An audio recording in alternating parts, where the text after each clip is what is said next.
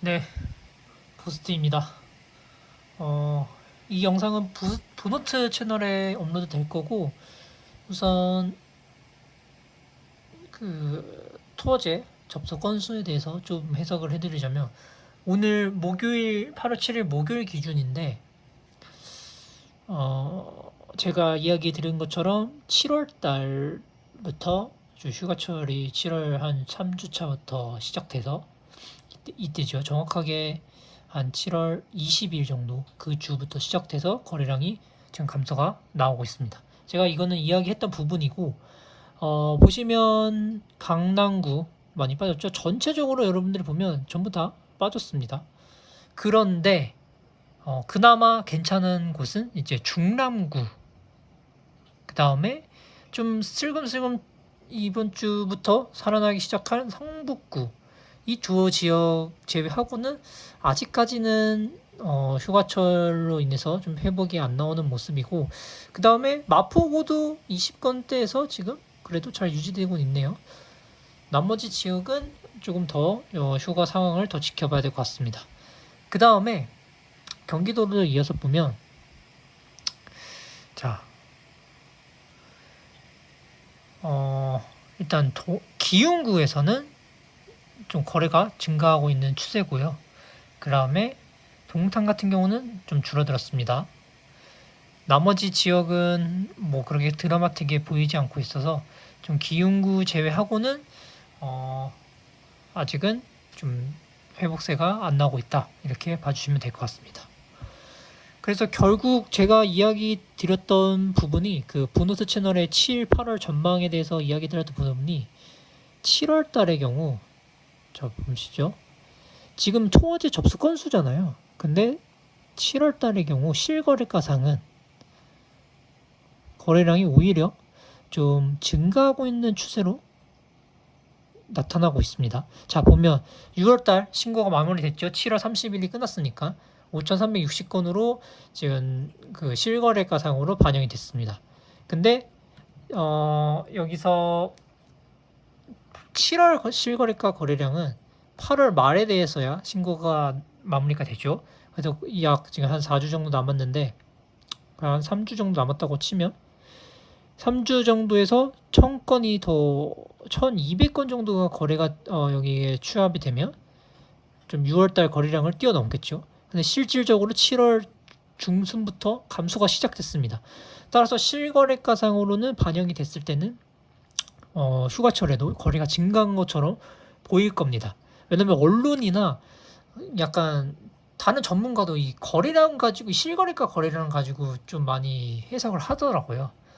그래서 이 부분을 좀 잘못된 해석이기 때문에 이걸 꼭 인지하면서 여러분들이 신문 기사나 이런 걸 접해야 됩니다.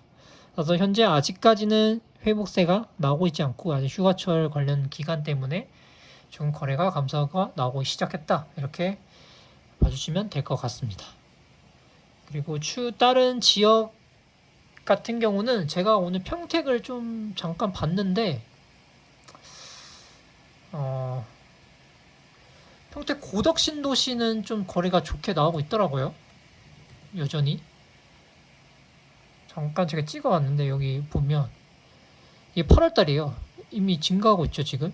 7월달에 한 건이었는데 8월달 거래량 실거래는 9월달에 신고가 완료가 됩니다. 근데 이제 8월 초인데도 7월달 거래량은 또 뛰어넘었고, 여기서 4평 보면 7월달 같은 경우는 4건인데, 여기 보시면 지금 8월달은 2건이 벌써 신고가 됐죠. 그러니까 이런 비규제 지역 같은 경우는 조금 거래가 그래도 잘 돌고 있다, 이렇게 볼 수 있을 것 같습니다.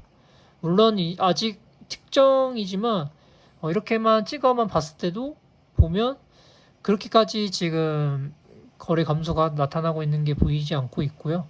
물론 이런 데는 아직 움직이지 않네요. 여기는 움직였네. 보면 여기는 아직 8월에 안 나왔네요. 그래서 조금은 더 지켜봐야 될 것 같지만, 아직 이제 막 8월이 7월 이제 일주일 지났기 때문에 좀 지켜봐야 되겠지만, 지지역을 보면 아직 8월 달에는 거래가 신고가 나오고 있진 않습니다. 여기 또 호가가 많이 올라가서 다른 쪽으로 번지지 않았을까? 여기는 신고가 됐네. 이제 초기라서 아마 조금씩 다음 주 아니면 다다음 주에 좀 실거래가 올라오면 좀 추정이 되겠네요. 아무튼 8월 달 같은 경우는 조금 더 비교 지역은 또 지켜봐야 될 것 같습니다. 이 부분은 제가 주말에 한번 그 실거래가 데이터 정리해서 보여드릴 거고, 나머지 또 이야기해 드릴 부분은, 제가 지난 라이브, 부동산 부스트 라이브에서 서울 매물이 증가하고 있다. 전세 매물 특히. 라고 말씀을 드렸었는데, 그 추세가 꺾였습니다. 이렇게 좀 늘어났죠. 여러분들 보시면, 여기 늘어났죠. 이 늘어나는 원인은 제가 부동산 부스트 채널에 라이브에서 말씀을 드렸는데, 근데 지금 이게 추세가 꺾였다는 점.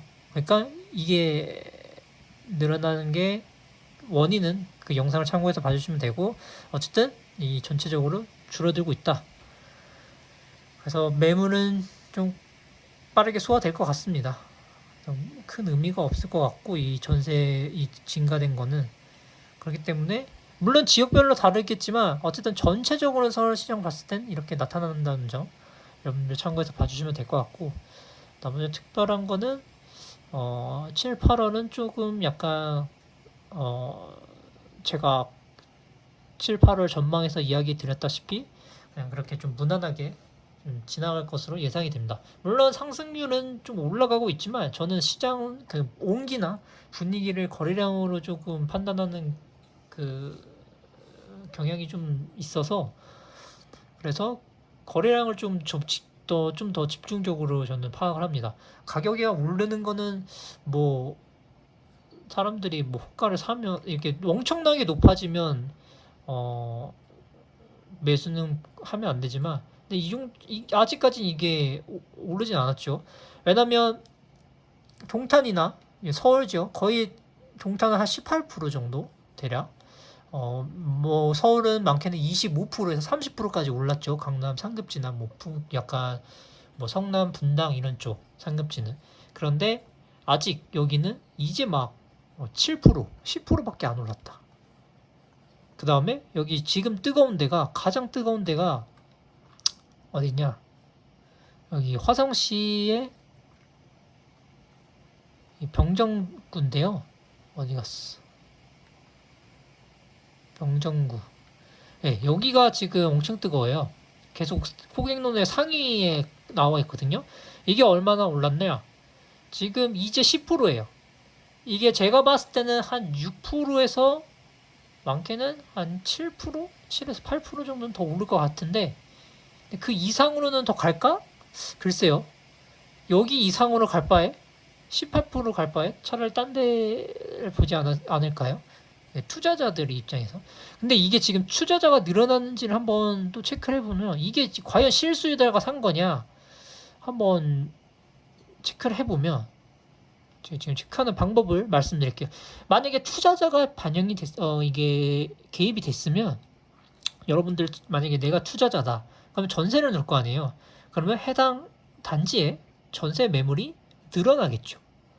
그러면 이 단지가 전세 매물이 늘어나는지 우리가 파악이 되면, 그러면 이거는 실거주자가 산 건지 아니면 투자자가 좀 많이 산 건지 알 수 있는 점이 있습니다. 근데 지금 전월세 매물을 보면 전반적으로 이 단지는, 잠깐만요. 지금 제가 이게 다시 체크해보자.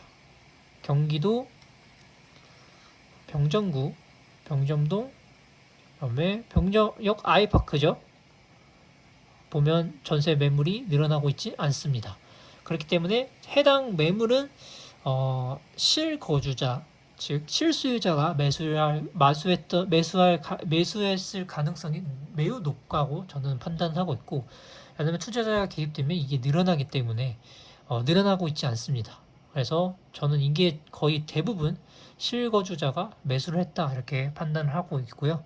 그래서 여기가 아마 좀 더 이제 막 10% 정도 올랐기 때문에 아무리 많이 올라봐야 8%, 여기서 더 추가로 8%. 동탄이 얼마 올랐죠? 동탄 상승률만큼 뛰어넘진 않을 겁니다. 제가 봤을 때는. 아니면 왜냐면 그때 만약에 뛰어넘었다 하면 조금 약간 고평가라고 볼 수가 있겠죠. 상승률 측면에 봤을 때. 지금 동탄이 어느 정도 올랐냐? 이거 한번 봤을 때 20%죠. 20%. 그러니까 최대 20%예요. 근데 저게 20%까지는 저는 안 오를 것 같은데 어쨌든 10% 이제 막 절반 정도 상승했기 때문에 그걸 봐주시면 되고, 그리고 여기 이제 지제역도 뜨겁잖아요. 이 지제역 관련돼서도 아까 보면 그렇게 많이 안 올랐는데 호가상 분명히 올랐을 겁니다. 하지만 아직 그렇게 드라마틱하게 이렇게 20% 정도는 안 올랐기 때문에 이거보다는 덜 오르겠죠. 왜냐면 여기가 좀 더 상급지니까. 그래서 한번 상승률 측면을 봤을 때는 평택 지제도 그래도 못해도 10%는 일단은 넘어야 될 것 같고, 왜냐면 병정동이 쪽이 움직이고 있으니까. 그래서 아까 한번 지지역이 어느 정도 올랐냐, 여기 보면 이제 6%예요 6. 몇 프로니까 이거를 여러분들이 참고해서 시세 분석하거나 저평가 약간 좀 정도 어느 정도 더 오르겠다 이렇게 좀 예측할 때는 이 부분 참고해서 봐주시면 될 것 같습니다. 말이 좀 길어졌네요, 이야기 하다 보니까. 그러면 다음 영상에서 그냥 제가 이렇게 시장 보는 상황을 계속 종종 이렇게 편집 없이 남겨보도록 하겠습니다. 감사합니다.